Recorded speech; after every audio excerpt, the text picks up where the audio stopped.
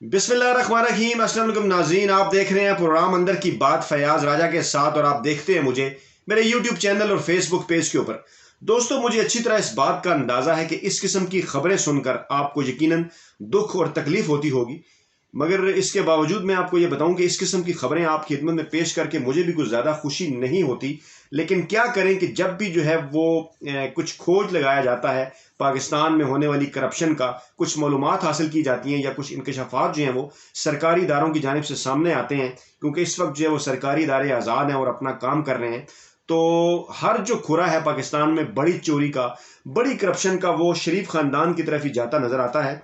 और इन तमाम चीज़ों के बावजूद कि मुझे भी दुख होता है और आपको भी सुनते हुए दुख और तकलीफ होती है, लेकिन ये मेरा और आपका फ़र्ज़ है, हमारा ये फ़र्ज़ है कि हम अपनी आइंदा आने वाली नस्लों को ये बताएं कि हम पर एक ऐसा ख़ानदान भी हुकूमत करता रहा कि जो गरीब आवाम की नस्लों को भी बेच कर खा गया। जी बिल्कुल नाज़रीन, कुछ ऐसी ही होशरुबा तफसीलात कुछ डॉक्यूमेंट्स के हवाले से हम आपके सामने रखने जा रहे हैं।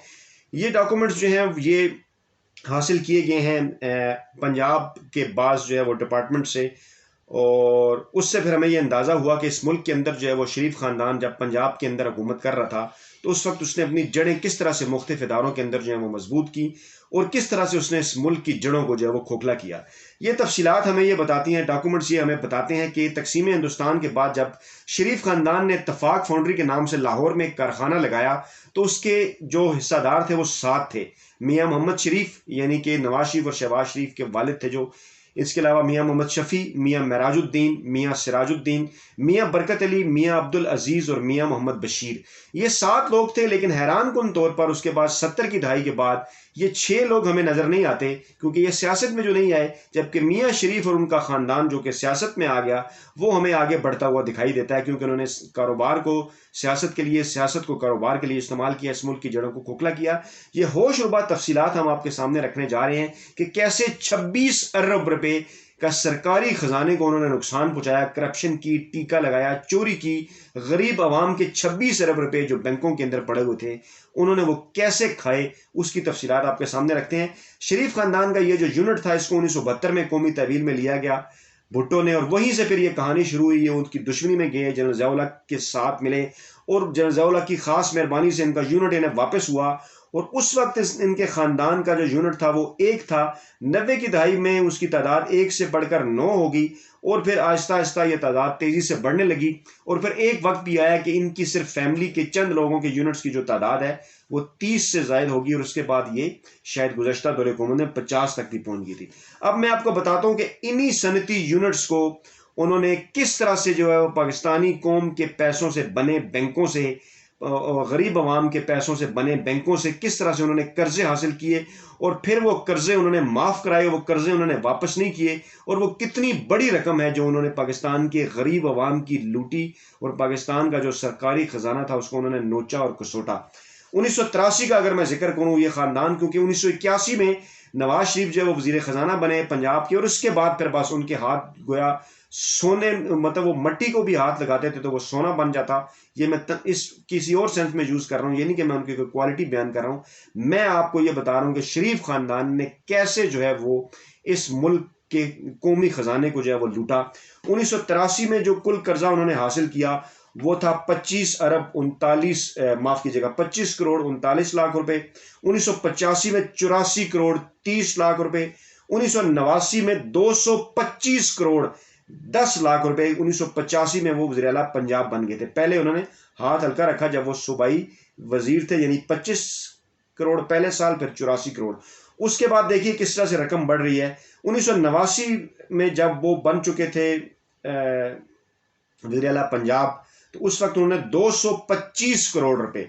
उसके बाद 1993 में, अप्रैल 1993 में कुल कर्जे की रकम 570 करोड़ रुपए, 570 करोड़ रुपए, जब वो पाकिस्तान के वज़ीर आज़म जो है वो थे।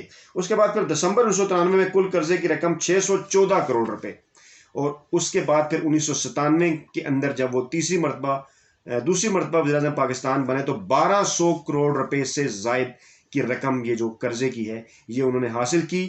اور یہ بھی آپ کو میں بتاتا چلوں، واضح رہے کہ نواز شریف خاندان نے قرضوں کی مدت ختم ہونے اور بار بار ری شیڈولنگ کے باوجود یہ جو رقم ہے بینکوں کو واپس نہیں کی اور معاملات عدالت میں تھے. 1988-89 میں انکم ٹیکس ڈپارٹمنٹ کی طرف سے اتفاق گروپ کے انجینئرز کو نادہندہ بھی قرار دیا گیا، جس میں اتفاق برادرز اسٹیل ملز، اتفاق فاؤنڈریز لمیٹڈ، اتفاق اسٹیل. لیکن اس کے بعد پھر آپ کو پتہ ہے کہ کیسے میل ملاپ کر کے اداروں سے انہوں نے نہ صرف یہ سارے قرضے معاف کروا لیے بلکہ یہ سارے جو اپنے کیسز تھے یہ بھی ختم کر لیے. اب اس کی میں تمام تر تفصیلات بھی، اس کی جو بیفرکیشن ہے وہ بھی میں آپ کے سامنے رکھنے جا رہا ہوں کہ کس بینک کو انہوں نے کتنا نقصان پہنچایا. ایک تو میں آپ کے سامنے یہ ذکر پہلے بھی کر چکا ہوں کہ کیسے انہوں نے مسلم کمرشل بینک میں انہوں نے ایک اکاؤنٹ 15,000 روپے سے کھلوایا ایک دن، اور اس کے بعد اگلے ہی دن جو ہے انہیں 15 کروڑ روپے کا جو ہے وہ قرضہ جاری کر دیا گیا. اب میں آپ کو بتا رہا ہوں کہ ذاتی کاروبار کی جو ہے وہ ترقی کے لیے انہوں نے اپنی پہلی وزارت عظمیٰ کے دوران، یعنی پہلی وزارت عظمیٰ جو ان کی 1990 سے لے کے 1993 تک تھی، اس وزارت عظمیٰ میں یعنی اتنے ان کے ہاتھ کھلے ہوئے تھے کہ اس وزارت عظمیٰ میں انہوں نے جو مختلف بینکوں سے قرضہ حاصل کیا ان کے نام آپ کو بتانے جا رہا ہوں اور ان کی اماؤنٹ جو ہے وہ میں آپ کے سامنے رکھنے جا رہا ہوں. ذرا غور سے سنیے گا یہ اماؤنٹ کتنی بنتی ہے. National bank of Pakistan 1800 million روپے، یعنی یہ بنتا ہے تقریباً 1 ارب اور 80 کروڑ روپے. حبیب بینک لمیٹڈ 1428 ملین یعنی 1 ارب اور 43 کروڑ روپے کے قریب. یونائٹڈ بینک لمیٹڈ 280 ملین یعنی 20 کروڑ اور 80 لاکھ روپے کے قریب. اچھا، مسلم کمرشل بینک 630 ملین روپے یعنی 60 کروڑ 30 لاکھ روپے. اس کے بعد اے بی ایل 3 ملین یعنی 30 لاکھ روپے. زرعی ترقیاتی بینک یہ بنتا ہے جناب تقریباً 35 ملین یعنی 3 کروڑ اور 50 لاکھ. صنعتی ترقیاتی بینک 178 ملین یعنی یہ بن گیا جناب آپ کا 17 کروڑ کے قریب. اور بینکرز ایکویٹی لمیٹڈ 200 ملین روپے یعنی 20 کروڑ. پاک لیبیا بینک 400 ملین یعنی 40 کروڑ. پنجاب بینک 400 ملین یعنی 40 کروڑ. دوحہ بینک جناب اس سے پہلے حجویری بینک 14 کروڑ کے قریب جناب یہ 143 ملین ہے. پنجاب بینک اور پاک لیبیا دونوں جگہ سے 40 کروڑ. حجویری بینک 143 ملین یعنی 14 crore 30 lakh. Doha bank 480 million یعنی 48 کروڑ روپے. اور اس کے بعد مشرق بینک تقریباً 8 کروڑ روپے 80 million. Al Faisal Islamic bank 200 million یعنی 20 کروڑ روپے. مہران بینک 53 ملین یعنی 5 کروڑ 30 لاکھ. اور دیگر جو ادارے تھے وہ بھی تقریباً 3.02 ملین روپے. یعنی آپ یہ اندازہ لگا لیجئے کہ صرف اس وقت ان مالیاتی اداروں میں دیوالیہ قرار دیے جانے والے کو کوآپریٹو ادارے وہ شامل نہیں جن کو دیوالیہ بعد میں قرار دے دیا گیا، جس سے میاں نواز شریف خاندان نے 450 ملین روپے انہوں نے حاصل کیے. اور اس میں اہم ترین بات یہ ہے کہ میاں نواز شریف نے اپنی وزارت عظمیٰ کے دوران میں جو قرض حاصل کیا وہ پاکستان کے سب سے بڑے صوبہ پنجاب کے سالانہ ترقیاتی بجٹ کے برابر تھا. سالانہ ترقیاتی بجٹ کے برابر پاکستان کے. یہاں سے آپ اندازہ لگائیں کہ کس طرح انہوں نے پاکستان کو، پاکستانی عوام کو لوٹا اور کس طرح سے انہوں نے اس ملک کی جڑوں کو کھوکھلا کیا.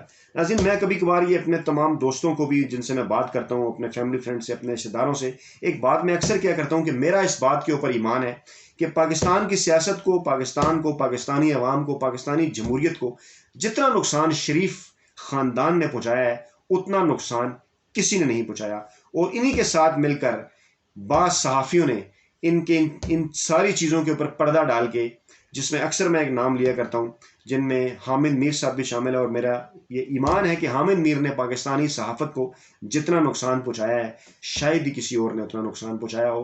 تو یہ بات، اس کے اوپر میرا ایمان ہے اور میں بات یہ اکثر کرتا رہتا ہوں، اور میری کوشش ہوگی کہ جلد میں وہ سلسلہ بھی دوبارہ بحال کروں حامد میر کے پرانے کالموں کے حوالے سے کہ انہوں نے فوجی عملوں سے اور فوجی اسٹیبلشمنٹ سے کس قسم کے جو ہے وہ فوائد حاصل کیے.